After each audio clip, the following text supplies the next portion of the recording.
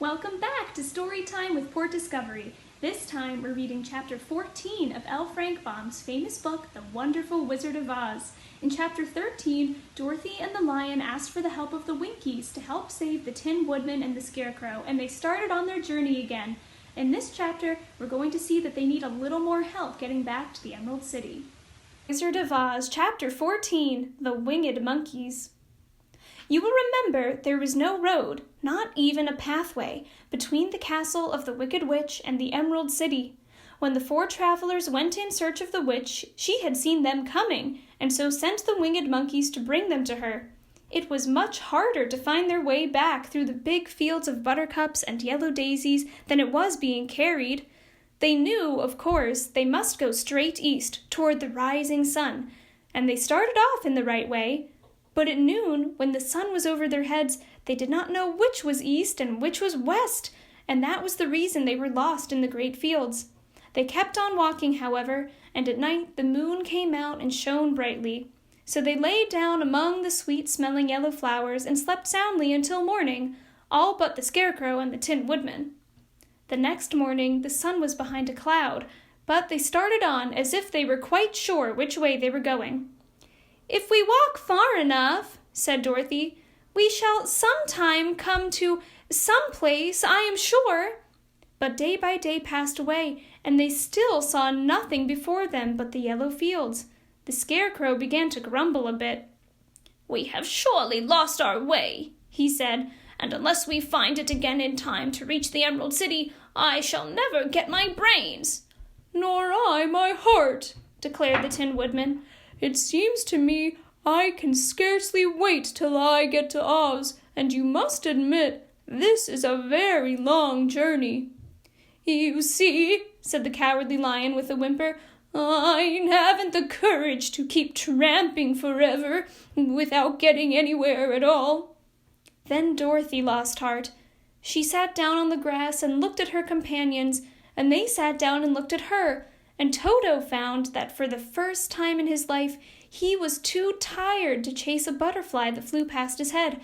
So he put out his tongue and panted and looked at Dorothy as if to ask what they should do next. "Suppose we call the field mice," she suggested. "They could probably tell us the way to the Emerald City." "To be sure they could," cried the Scarecrow. "Why didn't we think of that before?" Dorothy blew the little whistle she had always carried about her neck since the Queen of the Mice had given it to her. In a few minutes they heard this pattering of tiny feet, and many of the small gray mice came running up to her. Among them was the Queen herself, who asked in her squeaky little voice, "What can I do for my friends?" "We have lost our way," said Dorothy. "Can you tell us where the Emerald City is?" "Certainly," answered the Queen, "but it is a great way off, for you have had it at your backs all this time." Then she noticed Dorothy's golden cap and said, "Why don't you use the charm of the cap and call the winged monkeys to you? They will carry you to the City of Oz in less than an hour." "I didn't know there was a charm," answered Dorothy in surprise. "What is it?" "It is written inside the golden cap," replied the Queen of the Mice. "But if you are going to call the winged monkeys, we must run away, for they are full of mischief and think it great fun to plague us." "Won't they hurt me?" asked the girl anxiously. "Oh, no, they must obey the wearer of the cap. Goodbye." And she scampered out of sight, with all the mice hurrying after her. Dorothy looked inside the golden cap and saw some words written upon the lining. These, she thought, must be the charm, so she read the directions carefully and put the cap upon her head. "Epe, pepe, caque," she said, standing on her left foot. "What did you say?"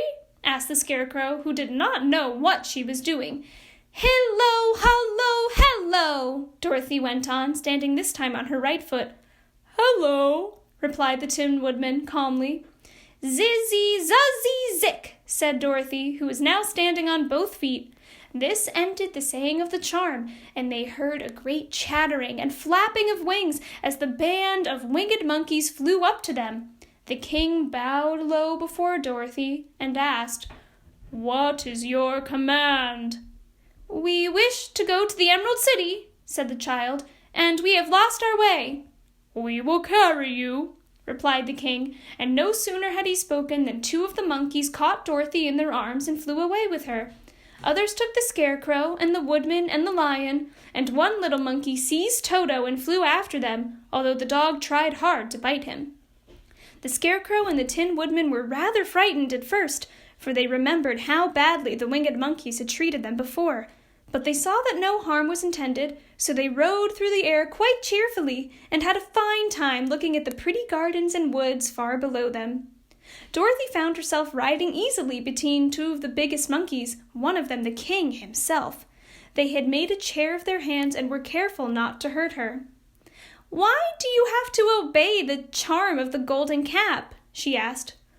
"That is a long story," answered the king with a laugh, "but as we have a long journey before us, I will pass the time by telling you about it, if you wish."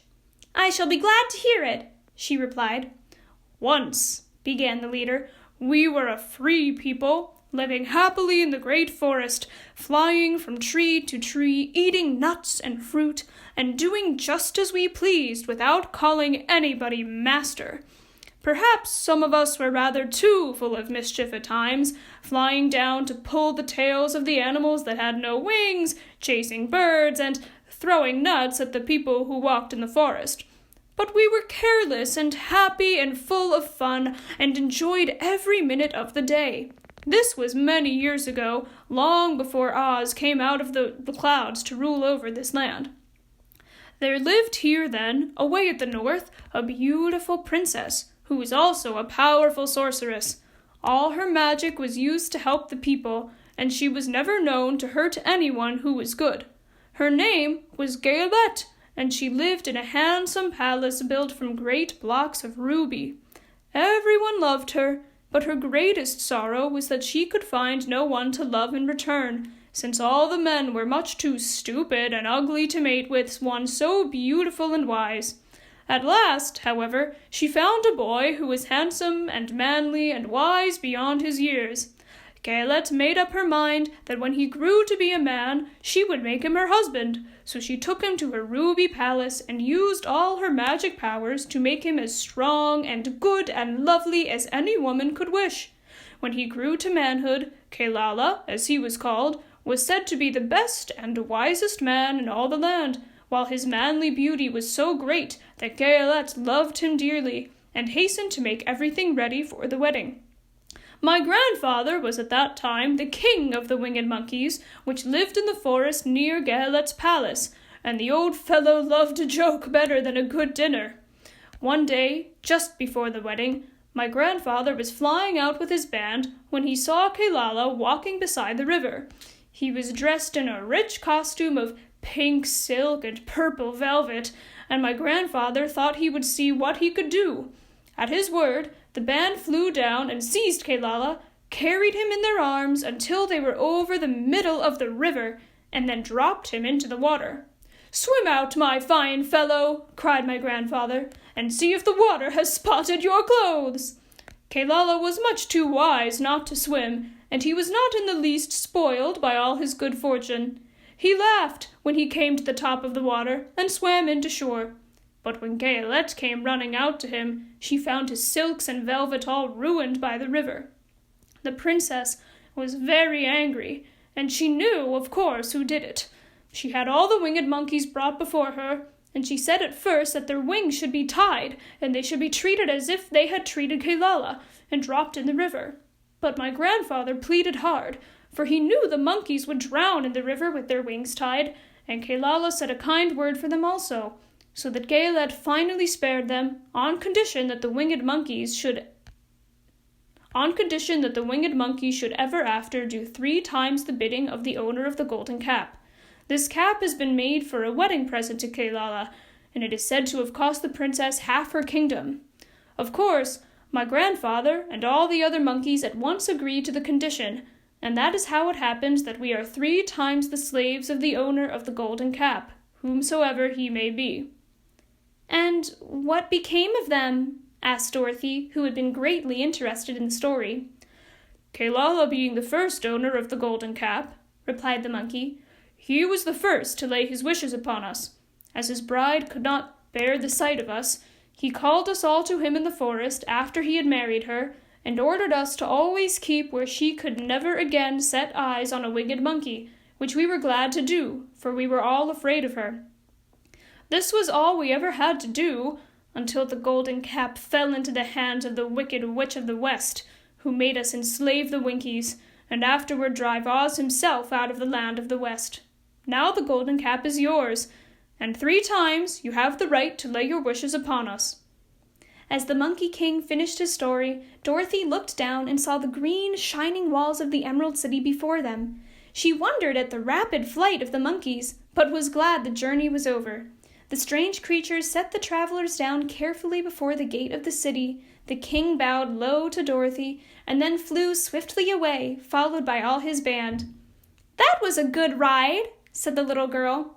"Yes, and a quick way out of our troubles," replied the lion. "How lucky it was you brought away that wonderful cap." Thank you so much for joining us for Chapter 14 of L. Frank Baum's famous book, The Wonderful Wizard of Oz. We'll see you soon for Chapter 15, as well as lots of more fun coming your way. My name is Miss Cailin, and I'll see you soon.